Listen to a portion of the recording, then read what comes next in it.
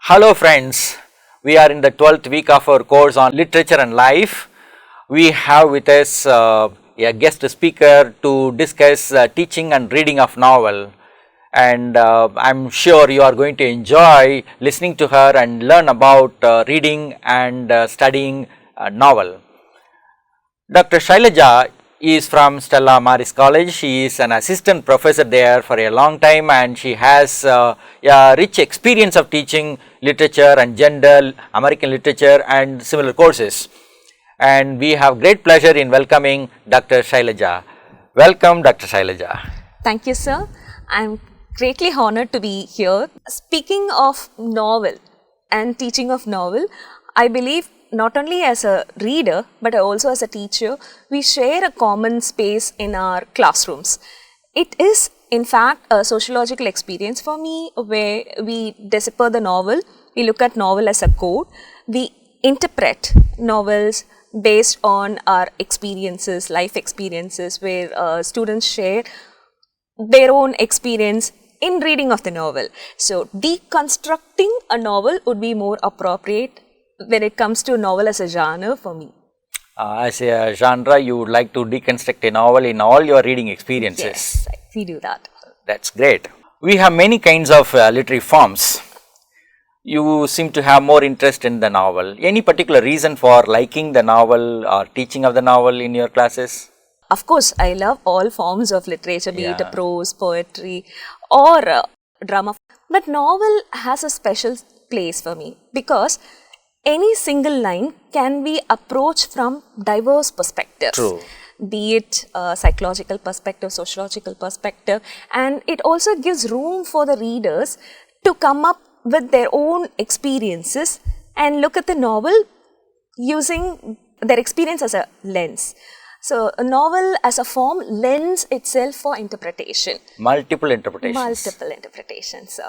Okay, because the novel has that potential for multiple interpretations, you like to teach novel much more than any other literary form. True. I think generally literature is a rich site for many interpretations.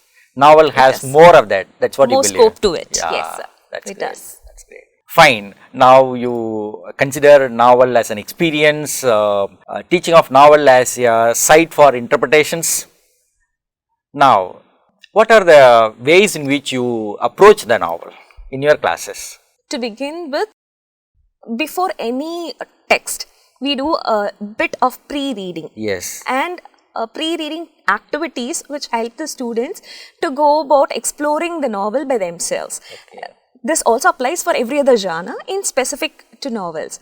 So, pre-reading task includes, I ask the girls to come up with various plots, looking at the cover design of the novel, which we have tried with Adventures of Huckleberry Finn. So, it shows a raft where Jim and Huck are on the raft along the river of Mississippi. So, they look at that and say like, what could be the plot here and what do you think is happening in the novel? So, that's one way to kindle the curiosity. Looking at the, they say like, this could be where they go down on the adventure lane, superheroic figure and all that stuff. Besides, we also bring in non-fictional materials. When we were discussing Huckleberry Finn, I remember we had George Floyd, a racist news spreading all over the world. So, we took that into context and say like, is racism still prevalent in America? And if so, is it worse than the emancipation period or is it much better? We did make a comparative study of the past with that of the present. So, novel is a way in which we kind of explore, and these are some of the strategies which I can offhandedly recall, sir. So, this is a kind of interaction between the past and the present. Yes, sir. Connecting the past events with the present event with the past with reference to the imaginative portrayal of racism in America. True. So, when we talk about this, there's a lot of heated discussion which is going amongst the students, where they take upon no, racism is something in spite of the American pipe dream, which is being propaganda by the America. It is a cruel reality which does exist. That's one way of looking at it. So we also look at arguments as, is literature something which is a reflection of reality, or is reality is exactly portrayed in fiction, where they take the creative license and go about in bringing the reality more realistic than the historical documentation. That kind of arguments.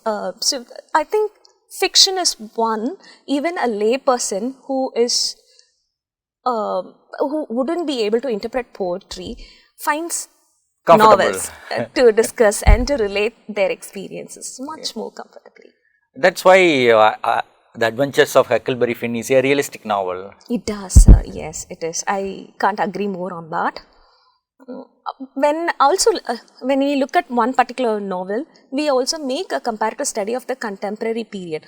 We look at such realistic novels. Is it only Mark Twain who had used this realistic portrayal, realism as a genre being brought into his fiction, or are there other writers who have been influenced by Mark Twain and his writing styles?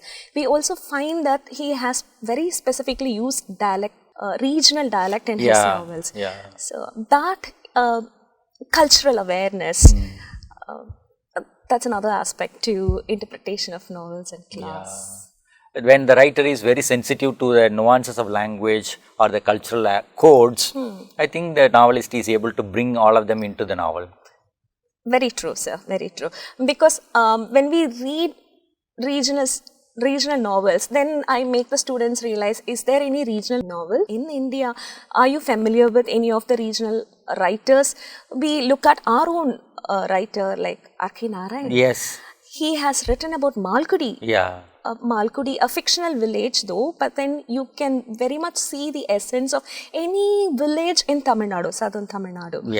So that is another perspective across nations. What is it that is being influenced by these writers? How is it being portrayed in our culture? What are the other perspectives that you can bring in for discussions?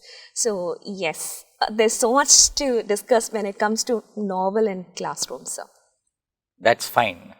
Once you get into the class and also get into the text of a novel, it appears that both you and your students are enthusiastic about discussing the novel.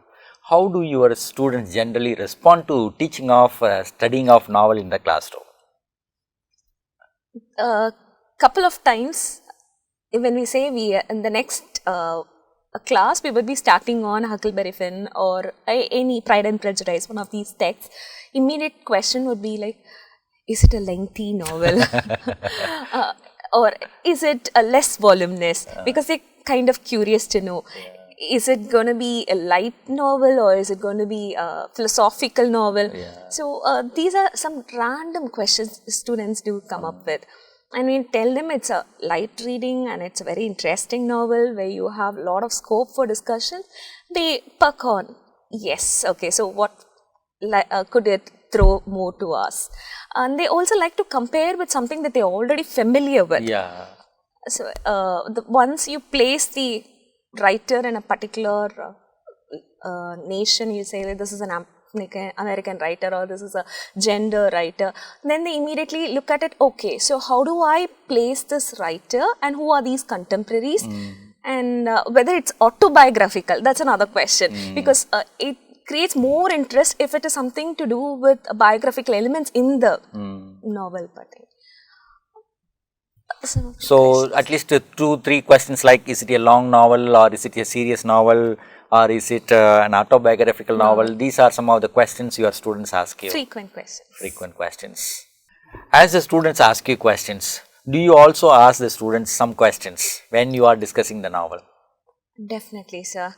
We begin with looking at the gist of the novel. Say like, okay, so let's identify the thematic presence here. What themes is the novelist trying to portray through the novel? And for which it is also required that they do reading ahead of the classes, because definitely it is not possible for them to catch up reading during the class hours. And we sometimes have questions posted in the Google Classroom, where I say in the consecutive classes, we'll have a discussion to be held on the questions that have been posted in the Google Classroom. So likewise, it's a flipped class method that we do. Instead of them reading and having a spontaneous question coming up, they know what would be the questions and a way the arguments would lead on. They come up with additional reading materials by themselves. They say like, okay, this is the interesting article I've come up with. So this writer has portrayed Mississippi dialect is more prominent in the novel of Mark Twain. Or if it's Sivagami's novel, then they would talk about how Sivagami portrays about the marginalized women. Sivagami, the Tamil writer. Tamil writer, Yeah. speaking of. So when we hold gender and literature classes, we do talk about writers from India and other parts of the world as well. So they do discuss novels which has similar strain of ideas, similar thematic perspectives being brought about. So this is one flipped classroom method that we do try in classes. In the classroom. So you send the questions in advance. In advance, sir. Okay, that is, I think we should thank the pandemic for that, Google Classroom and all that, right? Yes, sir, definitely. So that's a space where you also are constantly in touch with the students by posting questions. Sometimes, as you have pointed out, it's a boon, in fact, where we are tech savvy. I can't really call myself tech savvy, but at least to an extent where we are integrating technology in classroom teaching as well, especially in teaching of fiction, where questions are posted. We have discussion thread being followed in the stream as well. Okay. So I post a question in the stream if we're not able to complete those in class, and they respond to those questions in the stream, adding on to what somebody has already stated. So That's tech-enabled learning. True. Okay. You have been teaching novels by both men and women. And I'm sure you must have come across some kind of differences between these two writings. How do women focus on this gendered consciousness in their writings, and how is this different from the non-gendered consciousness, if it is so, in the writings of men? To begin with, we do know that there is something called as gynocentric and androcentric writing. Yeah. So when it comes to gynocentric writing, we are talking about women sharing their experience of being a woman and portraying other women characters. I would see very much in the way they describe themselves. It is no longer something that is only being looked upon by the patriarchal gaze. It's more to do with emancipation. It's more to do with the way they identify themselves, they prioritize their needs, and it is no longer where you look at a portrait. Say, let's take this example of Snow White. I believe there is a version of Snow Knight which talks about the animosity between the stepmother and the daughter. So there's no longer the male gaze in these writings, where it totally dissects the idea of animosity or hatred between the stepmother and the daughter, where you find stepmother acting in the place of a mother and taking all kinds of precaution for the daughter, stepdaughter. Okay. So that's a totally different version. A friendly, compassionate, understanding relationship is presented. Exactly. But you wouldn't find this kind of portrayal of women pitching against women is most probably what we find in male-centric writing, whereas the empathy, the understanding, the sisterhood, the bond between women comes out more elaborately in a women-centric writing. Okay. Can you give some example from Toni Morrison or Alice Walker? Definitely, sir. You take Toni Morrison's Sula, for example. Sula talks about the bonding between Sula, the protagonist, and her friend Nell.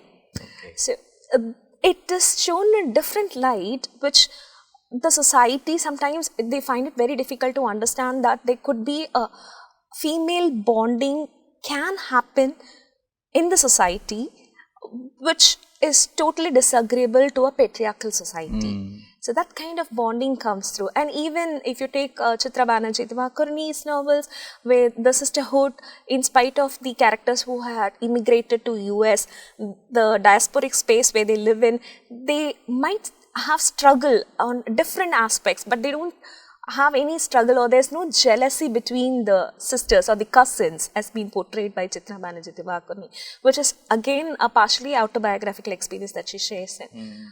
So I guess there's a great deal of bonding, there's great deal of empathy between women, which is less seen in male-centric. I think ultimately all this leads to empowerment of women, I believe. Definitely, sir. Like Manju Kapoor, for example, Difficult Daughters, or Shashi Deshpande's Small novel, Remedies. Roots and Shadows. I could understand that way. Very much so, sir. Because they also talk about how it is to become empowered, what it takes for women to become empowered, in spite of the social hurdles that she has to face, in spite of the social constraints that the patriarchal society enforces down on her. She overcomes all these. So eventually she turns out to be a stronger woman.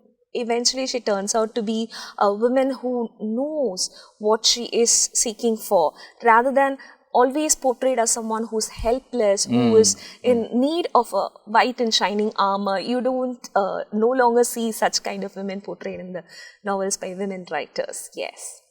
Over a period of time, you have taught different kinds of novels at different levels, BA, MA and things like that, Yes. or even Part 2, General English also you may have done that.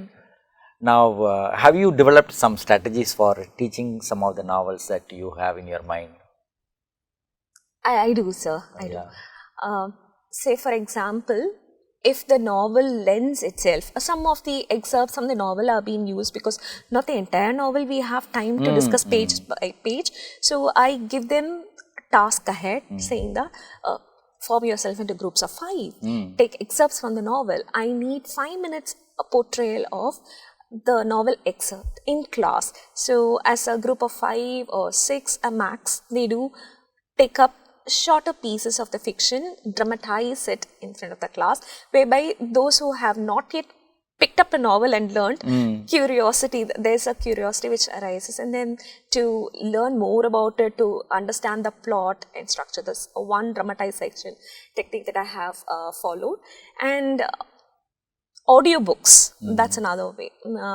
Apart from those students who find it very difficult to hold on a novel, there are certain students, especially the Part 2 students, when you do think, they think it's a sheer waste of time to take up a book, read and engage the time in. But what I insist upon is that reading novels not only helps you to pick up vocabulary unconsciously, but you also become more humane by the end of the day. Yeah. So, be empathy, you are able to put yourself in the shoes of the others. So, it does help you in the longer run. And supporting them with audiobooks, ebooks, which I tell them you can do other works by putting on your headphone and listen to the e-version of it. It kind of helps. Yeah, audio, certainly listening to your story is always a pleasure. Yes. What are some of the novels that you often discuss year after year, semester after semester? It varies, sir, depending on the course that I am engaged in. So I have handled literature and gender, I do handle American literature. So there are certain classics which I never ever overlook. So I bring them in classroom for discussions. When we do discuss gender and literature, there are novels like Shashi Deshpande's Small Remedies. We talk about Pride and Prejudice, because it then gives us a platform to look at 19th century British society, the morals of the 19th century British society, and how women are being portrayed in the society. What is given more importance in the hypocritical middle class society according to so-called cultural values. And the best part is Jane Austen's satire sits so well with the class that a couple of the excerpts, when we read and we have a discussion on it, there's always different interpretation coming up from the students. So this is as far as my gender classes are concerned. When it comes to American literature, we talk about the short American history covering up on different classics. And Mark Twain's Huckleberry Finn is one must read, where we've also prescribed in the syllabus. I also asked them to go ahead. There's this Huck character. So we look at versions of Huck character. You have the animated version of the I see.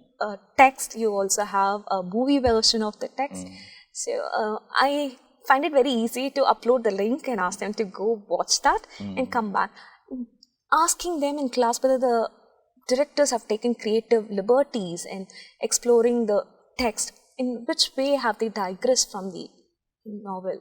That gives them a critical thinking, which makes them to look at, compare and contrast. Okay, this movie version was much better than the text, but some often feel that reading a text is more enjoyable than watching it on movies. So this is how we go about discussing, and these are some of my favorite texts which I never let go of an opportunity to bring to Huckleberry class. Finn is your favorite text. It does. In American literature, in British literature, Pride and Prejudice is a very favorite text. It is, sir. Okay. When you teach different kinds of novels, British or American or Indian, how do your students generally respond to the teaching and reading of novels? They find it very interesting the way I introduce the characters, because some of these texts are kind of classic texts which has withstood the test of the time, and we always go back for the classical quotes or most memorable characters. So I start off by giving a brief introduction into what are the different kinds of plot structure. So I say like the entire plots could be summed up into 8 categories. So you go back and forth, but then you fit into from rags to riches story, or in search of knowledge, seeking knowledge. So one way or the other, by what Jung says, the plot structure is universal, and this is exactly how they go about and redefining in across centuries. So that's one thing which I introduce them to. Then I go about characterization, some flat characters, round characters, ask them to identify what are these flat characters and round characters that they come across in the novel. Do they see stereotyped characters that we do see in our day-to-day life, mother-in-law's figure, and a certain, you have very fixed roles by these characters, nannies, if it comes to American literature. And it's very sad to see that some of the stereotyped characters have been deliberately created across the centuries, where it is difficult to erase the stigma from the stereotyped characters. If it's a nanny, then nanny is always created as someone who's dumb, who cannot think for herself, and who always is loyal.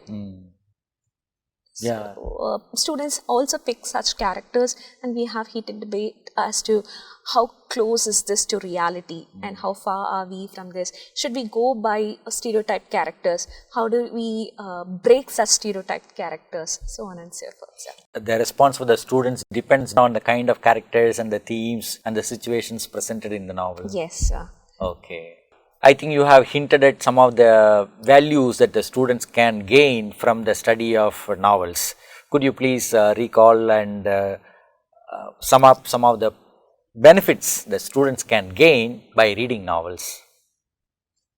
Like empathy, you pointed out earlier. Sir. I would say, to be precise, not only empathy but also any kind of character, whether it's a young chap like Huck, or whether it is a middle-aged man like Jim, whosoever it is, once they are able to look at the characters and put themselves in the shoes of the characters, they are able to understand the plight of these marginalized characters. So, able to integrate themselves in the shoes of others, that's a wonderful trait which we as learners, even I as a reader, have picked up along the time. As well as I see that there's a lot more understanding. They are less prone to be judgmental on others. So we always say you cannot judge a book by the cover. So when they have these interactions, they do understand how they have, each characters put up a brave fight to overcome the destiny, to overcome the struggles that they face in their day-to-day life. And when they come across such characters in real life too, they are able to sympathize with these characters. So I think it helps them to build their morale.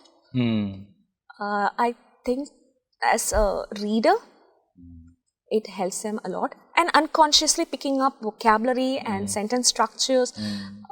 So when they do write, they recall these words, they recall these sentences. So the language also improves a big deal when compared to a play or a poem. Okay. You also mentioned about critical thinking, I believe. Yes, that's because when we analyze, sometimes I ask them, if you could look at a scenario and take a particular scenario and say, like, what if they did not, say, example of Darcy and Elizabeth, what if Darcy had accepted Elizabeth right in the first instance where they had met in the ball? How would the course of the novel had taken? How do you think the Jane Austen would have rewritten the novel? And sometimes I ask them to change the ending as well. Ah, that's great. So they then become the creative writers. They are able to justify their ending, saying like, I don't think this ending is appropriate. If given an opportunity, we could rewrite it. So we have taken several other fairy tales, classics, myths, where such instances, revisions of the novels, revisiting these characters as well. They have done it. The Snow Knight and Snow White by Barbara is a classic example of this. And we have Draupadi. Draupadi's character, you see Draupadi in Mahabharata and Draupadi in Maheshwata Devi's portrayal. Short story. Yeah, portrayal. They could see the vast difference in how it could be recreated. So I say, like, Draupadi is not only from mythology. Every day, in every city, there is a Draupadi. Yes. So, we look at real life instances as well, how such kind of horrors haven't yet done with, and we keep looking at the stigma that women have to bear across generation. If Draupadi has been stigmatized in Mahabharata as someone who is not the epitome of women, in the recent times, there are different versions of Draupadi. In Sri Lanka, the horrors that we have heard of what women had to undergo during the civil war bear such similar instances. We look up at all these studies as well. Draupadi is not a mythical character. Draupadi is a real living character. True. We see such characters every day. Very true, sir. Okay. We have an important question for the students from their own point of view. We teach novel out of interest. We like the stories and all that. Students also may enjoy the stories and our discussions. They have to ultimately write some answers in the examination. How do you help your students to write answers to questions on the novel? Yes, sir. There are three ways of looking at it, sir. One, I help them to analyze the characters, not from the perspective of the writer, but beyond, as in looking into the gaps of what is not being said by the writer. That is one way of helping them towards the examination. The other way is supplying them with additional reading materials on what critics have looked at, what are the different ways of looking at it. A certain novel, Perks of Being a Wallflower by Stephen Chbosky is another classic example. So, is it a psychological novel? Is it to be only approached as a psychological novel? What are the social constraints the characters do undergo? So, how are they breaking such stigma of being a wallflower? All these are analyzed, interpreted, looked at. So that's another way of looking at it. And third way is by putting them into small groups of 3s and 5s and helping them to brainstorm on themes. Okay. So is that the only theme that you find in? What are the other themes that are hidden, unexplored? How else can you look at it? So this is how we go about in helping students towards exams. I'm sure you will also draw the attention to the plot structure and all that, plot development in the novel. So we look at themes, characters, plot, setting, and theories. So what theory can we bring in here? So from theoretical perspective, a couple of theories would be introduced by me, and then I would leave the room open for the students to bring in their own theoretical perspectives. If I had introduced Virginia Woolf, then they would go about reading it further and saying like, ma'am, we do also see, apart from gender perspective, there's a lot more to do with Jung's archetypal analysis.